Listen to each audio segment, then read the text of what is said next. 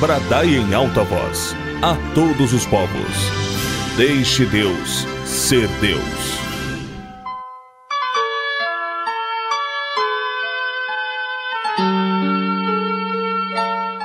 De lá, diabo daqui, diabo de lá, problema, fofoca, mentira, disse, me disse, você tem que... Aí você tem que fazer. Aí quando eu vejo assim, eu chamo ela, Raquel, vamos ali. Peraí. Não, vamos sair. Não, vamos almoçar aqui na igreja. Vamos almoçar em outro lugar. Tem que tirar do contexto, vai para outro lugar. Vamos ali comer um negócio, vamos comer uma batata frita diferente. Vamos comer aí tem um negócio ali, um baião de 2, aí como o pessoal aqui gosta, né? Sei lá, um baião de 2, um baião de 3, vamos ali que tem um baião de 3 ali. Aí você tira a mente, né? Tira do contexto, é defender, é você preservar a mente, né? Preservar a integridade, né? Que às vezes você desgasta, você tem que sair um pouco. Quem entendeu aí, diga amém. Amém. Glória ao nome do Senhor. Glória a Deus.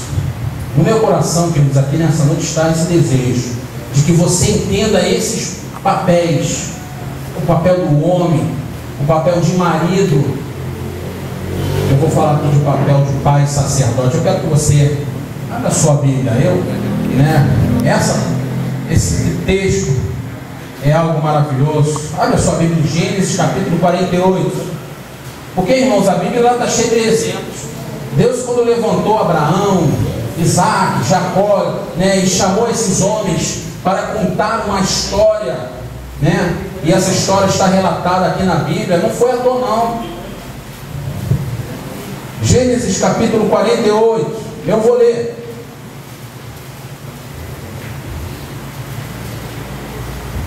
Olha o que o texto fala aqui, olha só. Passadas essas coisas, amém? Todos acharam? Amém. Passadas essas coisas, disseram a José: teu pai está enfermo. Então José tomou consigo a seus 2 filhos, Manassés e Efraim, e avisaram a Jacó: eis que José, teu filho, vem ter contigo. Esforçou-se Israel e se assentou no leito. Agora, versículo 11. Então disse Israel a José: eu não cuidava ver o teu rosto, e eis que Deus me fez ver os teus filhos também. E José, tirando-os dentre os joelhos de seu pai, inclinando-se a terra diante de sua face. Depois tomou José a ambos, a Efraim na sua mão direita, e à esquerda de Israel a Manassés na sua esquerda, à direita de Israel, e fez-o chegar a ele. Aleluia. Mas Israel estendeu a mão direita e a pôs sobre a cabeça de Efraim, que era o mais novo, e a sua esquerda sobre a cabeça de Manassés, cruzando assim as mãos, não obstante de ser Manassés o primogênito. Aleluia. Glória ao nome do Senhor até aqui. Irmãos, esses 2 homens citados, Jacó, eu creio que você conhece a história de Jacó. Jacó foi aquele jovem enganador, né? O seu nome, o significado do nome Jacó era enganador. Você sabe que Jacó era um homem astuto, foi aquele jovem astuto, né, que corria lá na frente, se antecipava, né? Roubou a primogenitura do seu irmão, né? Foi lá, pá, a antiga questão do prato, né? De lentilha, não é isso, irmãos? Foi ou não foi? Foi. Amém. É um homem, um ser humano astuto, né? Rápido, se antecipar. Mas a verdade é que Jacó, então, depois de tudo isso aí, ele teve que fugir do seu irmão Esaú, com medo. Foi para uma outra terra, sofreu nas mãos de Labão. Estou resumindo, eu creio que você conhece a história de Jacó. E aí a Bíblia conta então que depois ele já voltou com a sua família. A Bíblia fala que então Jacó foi um homem que lutou com Deus, não é isso? A Bíblia diz que Jacó lutou de uma forma maravilhosa, e aí o anjo do Senhor disse: olha, porque lutaste com o anjo e com os homens, não te chamarás mais Jacó, mas Israel. E a Bíblia diz então que Jacó então foi ferido na sua coxa. Então Jacó, ao amanhecer do dia, já não andava mais como antes, mas agora manquejava. E Jacó, ele fala muito a respeito de mim e de você, porque nós, com os nossos pecados, com os nossos defeitos, um dia nós tivemos um encontro com Cristo Jesus e fomos tocados, aleluia. Jesus tocou na nossa vida e mudou o ritmo da nossa vida. Quem pode dar graça a Deus por isso? Jacó foi esse homem, um homem que lutou com Deus. Porque Jacó, o que Jacó lutou com Deus? A Bíblia diz que Jacó segurou aquele anjo e disse: olha, eu não vou te deixar ir embora se você não me abençoar. Porque Jacó compreendia que não adiantava ele ser aquele homem esperto, aquela pessoa que corria, que se antecipava, que fazia tudo. Não adiantava nada disso se ele não tivesse a bênção de Deus na vida dele. Eu vejo Jacó como um exemplo maravilhoso, um homem que realmente entendeu e compreendeu a bênção de Deus na nossa vida. Faz toda a diferença. Fala para o seu irmão aí: meu irmão, a bênção de Deus faz toda a diferença na nossa vida. Lute pela bênção de Deus na sua vida. Você entendeu o perfil de Jacó, amém? José foi aquele jovem que foi vendido pelos seus irmãos, foi aquele que foi o menor, vendido ali, foi escravo, prisioneiro, mas aquele que era menor passou a ser o maior. E eu creio que José foi um homem que também nos fala muito sobre esse exemplo de filho, esse exemplo de filho que mesmo sendo desprezado pela família, mesmo sendo ignorado por seus irmãos, lá na frente ele se tornou um homem grande, mas continuou amando, continuou honrando e continuou abençoando a sua família, Porque eu creio que José era aquele que sonhava, e esses sonhos de José a família não aceitava, não alcançava, não compreendia, mas foram sonhos que se realizaram, se cumpriram e abençoaram quem? Abençoaram a família. Eu quero que você compreenda aqui nessa noite, nesse texto aí, nós estamos falando de pai e de sacerdote, porque Deus nos chamou para sermos os sacerdotes da nossa casa. Amém? Amém. Sacerdote.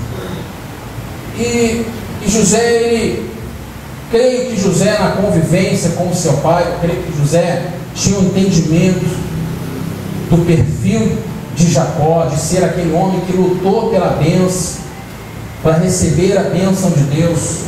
José cresceu com esse entendimento, e eu quero chamar a sua atenção para isso, porque quando nós lemos sobre Jacó e sobre José, nós começamos então a perceber e compreender que o valor da herança sacerdotal, o valor daquilo que você deixa para os seus filhos, como homem de Deus, como sacerdote de Deus, como uma pessoa que está lutando pela bênção do Senhor. O pastor Paulo Maurício estava comigo lá na outra semana, algumas semanas atrás, eu estava falando isso, há um tempo atrás um irmão lá na igreja, ele estava lá na portaria da igreja, e aí ele estava um dia de festa lá, e ele estava falando, e ele estava enchendo a boca para dizer: não, porque o meu filho ele acessa tudo quanto é internet, o meu filho desbloqueia todas as senhas, o meu filho faz e acontece no Facebook. E aí eu estava olhando para aquele homem e eu fiquei pensando: meu Deus, esse homem está ali se vangloriando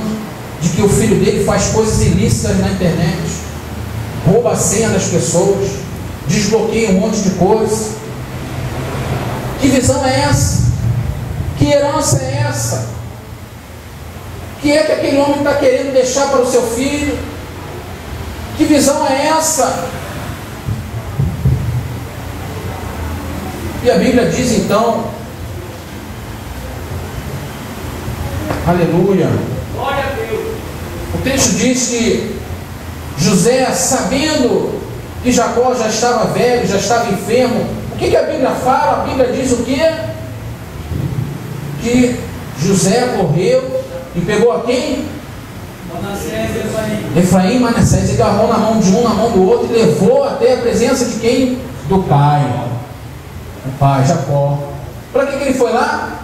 Para receber a bênção. Eu quero que você entenda isso. Por que José ele foi lá? Porque ele sabia o valor da bênção do Pai. E é isso que eu quero trazer para o seu coração aqui nessa noite, querido. Nós precisamos entender o tempo da bênção de Deus sobre a nossa vida, o tempo da bênção de Deus sobre os nossos filhos. Um dia que Deus me deu essa palavra, e quando o pastor Paulo me pediu para vir ministrar aqui sobre o pai, sobre sacerdote, sobre a importância do homem na família, essa palavra que Deus me colocou no meu coração já há muito tempo, ela ardeu de novo. Porque, irmãos, nós precisamos compreender que existe um tempo exato, existe um momento que é fundamental de nós podermos, como pai, abençoarmos os nossos filhos. O tempo deles receberem a bênção de Deus. Quando José pegou na mão de Efraim e Manassés, o que isso está falando para mim e para você? Está falando que existe um tempo em que nós temos condições de carregar os nossos filhos. Existe um tempo em que você tem condição de segurar na mão do seu filho e trazê-lo para a casa de Deus, para receber a bênção de Deus na vida dele, para que ele saia dali marcado, para que ele saia dali selado pelo poder de Deus. Mas esse tempo ele passa, porque a Bíblia diz que há tempo para todas as coisas debaixo do céu. Existe um tempo em que o seu filho cresce e você não mais consegue segurá-lo pela mão. Existe um tempo em que você não mais tem condição de trazê-lo para a casa de Deus, porque aí ele já tem um entendimento, e aí ele já não quer mais, e aí ele já se cansou da igreja, ele já acha que a igreja é só, o pai é 24 horas, a mãe está lá na igreja todos os santos dias, e aí ele acha que, bom, eu queria conversar mais com o meu pai ele não dá atenção. Quem está entendendo aí, diga amém. José sabia o valor da bênção. O texto diz que quando José soube que seu pai estava enfermo, correu lá com Efraim e Manassés e foi lá para a presença do pai. Isso de forma figurada nos remete à bênção de Deus, à bênção do Pai. Nós temos um Pai celestial e Ele tem bênção para a nossa vida, para a nossa família, mas nós precisamos entender o momento. Não perca o tempo de Deus, da bênção sobre a sua casa, sobre a sua família, sobre seus filhos, querido. Eu estava contando ontem, se eu não me engano, daquele pai que estava lá, que foi lá na igreja, e aí as meninas queriam ficar na igreja, e ele botou um monte de impedimento, e ele foi embora. O cara tinha carro, ele falou um monte de coisa, não é porque você vai ter que pegar ônibus, então por que ele não pode trazer de carro na igreja? Por que ele não pode? Por que ele não poderia vir nas reuniões dos adolescentes, trazer aquela jovem adolescente? Mas talvez se fosse para a boate, para as festanças, aí não, eu levo, te deixo lá na festa, pode voltar de madrugada. A gente tem visto isso acontecer, queridos. Existe um momento que é fundamental, eu quero que você compreenda isso. Na nossa vida, você, pai, você que tem aí jovem, adolescente, tem um tempo de Deus na bênção. Muitos pais aí liberam o jovem para namorar. Jovens, meninas novas. Não é o tempo de estudar, é um tempo de definir profissão, é um tempo de olhar para a profissão, de crescer profissionalmente. Mas não, libera para namorar, cedo, jovem ainda, e aí pronto. O jovem começa a namorar, perde o rumo das coisas todas, aquela coisa, a gente sabe, a Bíblia fala a respeito disso, a Bíblia declara que nós não devemos despertar o amor enquanto queira. Tem um tempo para todas as coisas. E José ele entendeu esse tempo. Aleluia. Você pode dar glória a Deus por isso? Que exemplo, né? Ele correu lá. Não, peraí. Meus filhos precisam da bênção do Pai. Porque eu sei que meu pai ele lutou com um anjo. Eu sei que meu pai ele lutou lá com um anjo do Senhor pela bênção e Deus abençoou ele. Agora eu vou lá. Agora é o momento, queridos. Porque depois que cresce, meu irmão, depois que teu filho está grandão, aí eu quero ver você convencer ele a vir na igreja.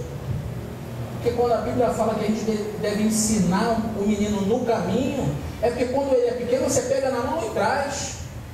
Eu não estou aqui falando, meu irmão, que eu sei muito bem, eu tenho 3 filhos. Eu tenho o Daniel menorzinho, eles são uma benção. Eles são uma benção, cada um tem um perfil.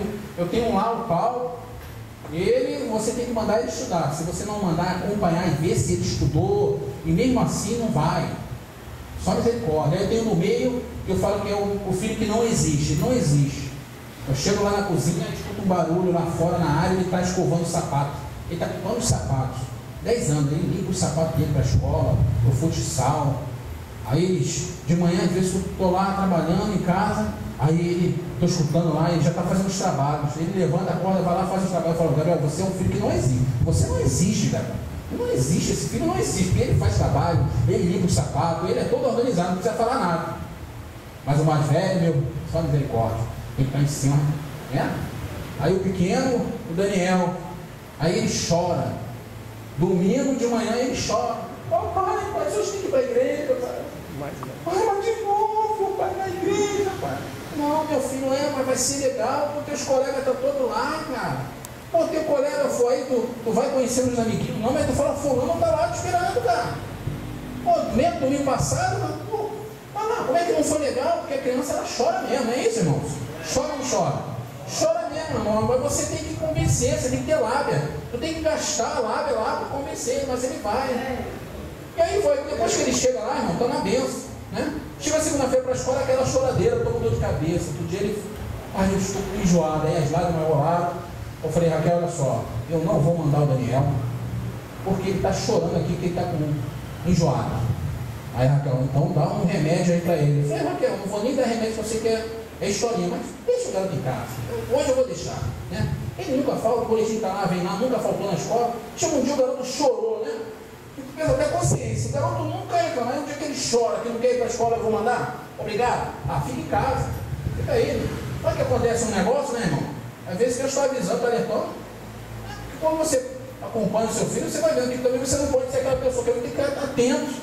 Peraí, ele nunca chorou, ele nunca reclamou. Hoje ele está ali chorando, está lá e não correu, eu vou mandar para a escola. Aqui, ó, vou mandar não. Aí é aquilo que eu falei o negócio do pai, né? Minha esposa é dura, não gosta de criança falando de lá na escola, não. Não, deixa eu dar um remédio e manda para a escola. Aqui, ó, não vou mandar. Vai ficar em casa, não vou dar nem remédio.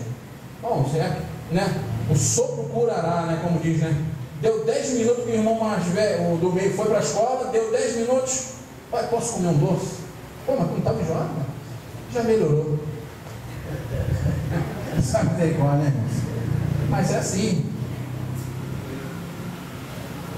Mas você insiste. Sei que não é fácil.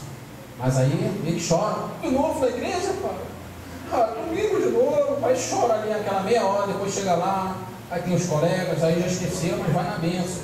Mas a gente tenta equilibrar, né? Leva um dia, vai ali no parquinho, vamos lá num parque. Um dia eu levei num parque lá, levei aquele parque, os caras me acharcaram dinheiro, um negócio de dar tiro lá, que eram umas caixas que tinha que cair, mas a pilastra da caixa ia cair lá fora, mas a pilastra era lá, levou meu dinheiro, então, mas vai lá brincar um pouco. Irmãos, José sabia da benção. Aleluia. Enquanto você puder levar os seus filhos da presença de Deus, leve-os, traga-os, glória a Deus. Mas lute. E aí o que o texto fala, né? O texto aí que nós lemos diz que quando Jacó soube que José vinha, quero que você entenda isso, irmãos. Eu tenho amado a palavra de Deus de uma forma assim, eu vivo quando eu leio a Bíblia, sabe, irmãos? Porque eu vejo cada coisa maravilhosa. O texto diz assim: alguém participou a Jacó, não é isso? E disse: eis que José teu filho vem a ti. E aí o texto diz assim: esforçou-se Israel e assentou-se sobre a cama. Pois é, sabe o dia que Deus me deu, eu trouxe esse entendimento, talvez você já tenha alcançado esse entendimento, no dia que chegou no meu coração, eu vibrei, sabe? Porque, irmãos, não está escrito errado, a tradução não saiu errada, não, está certinho mesmo. O texto diz que alguém avisou a Jacó e disse: eis que José teu filho vem a ti. E aí o texto diz o que? Esforçou-se quem? Esforçou-se quem? Israel. Por que a Bíblia fala isso? Por que a Bíblia diz que alguém notificou a Jacó, mas esforçou-se Israel? E aí eu fiquei pensando, eu falei: meu Deus, o que é isso? Porque não está escrito aqui por acaso, não é um erro na tradução da Sociedade Bíblica, ou seja lá de qual for a tradução da sua Bíblia. não está errado, não foi um engano. E a Bíblia é maravilhosa, porque a Bíblia ela nos traz essa ênfase, a importância, a relevância, porque Israel ele representa o homem de Deus, o sacerdote de Deus, o homem que foi transformado pelo Espírito Santo de Deus. Israel foi o nome que Deus deu a Jacó. Você não vai mais se chamar Jacó, mas você vai se chamar Israel. Está apontando para o sacerdote. E aqui o texto diz que então esforçou-se Israel. Isso quer dizer, irmãos, que nós como sacerdotes, nós precisamos nos esforçar para abençoar a nossa família, para abençoar a nossa casa. O texto diz que Jacó já estava velho.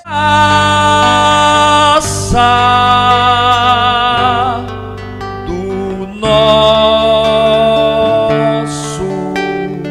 Senhor, you are